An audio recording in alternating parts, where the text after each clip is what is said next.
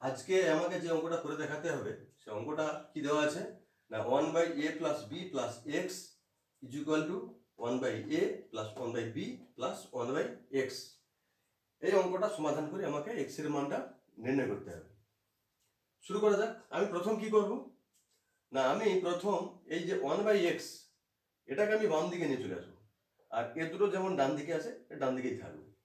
তো তাই করি আমি, বা 1/a plus b plus x minus, ওটা প্লাস ছেলে দিকে গেলে মাইনাস হয়ে আসবে, minus 1/x is equal to এটা ওয়ান বাই এ আছে লিখবো, প্লাস 1/b আছে আমি লিখে দিলাম, হয়ে গেল।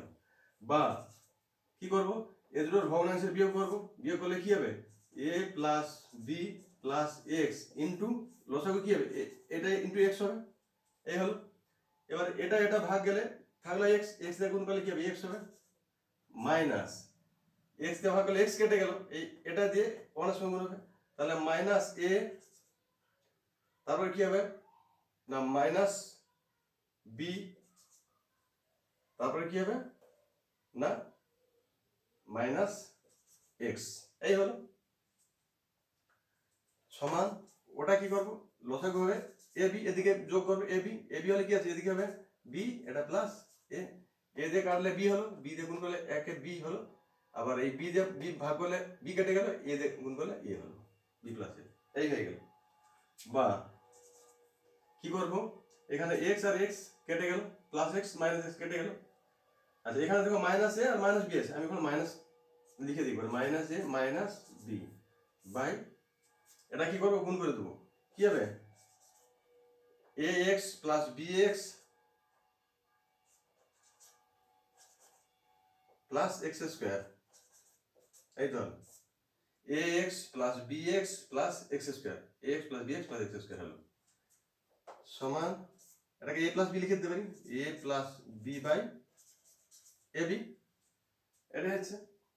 এদিকে মাইনাস চিহ্ন কমন নাও, বা মাইনাস চিহ্ন কমন লিখে বা মাইনাস ওয়ান কমন নাও, মাইনাস ওয়ান কমন লিখে কি হবে এ প্লাস বি হয়ে যাবে উপরে, বাই এখানে কি আছে a x plus b x plus x square equal to কত হচ্ছে a plus b by a B.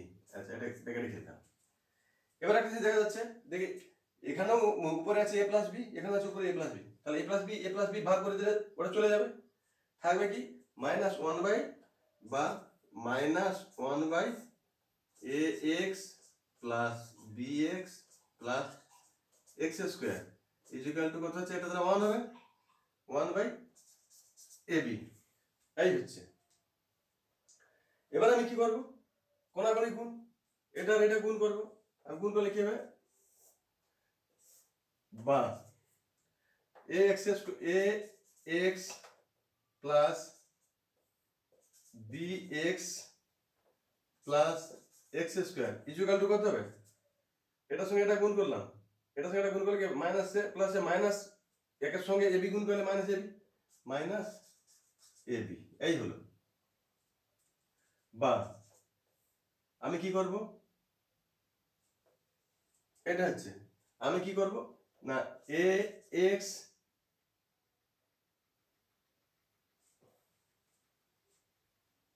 Sorry এটা এক্স স্কোয়ার ছিল এটা, তাহলে আমি এটা কি লিখতে পারি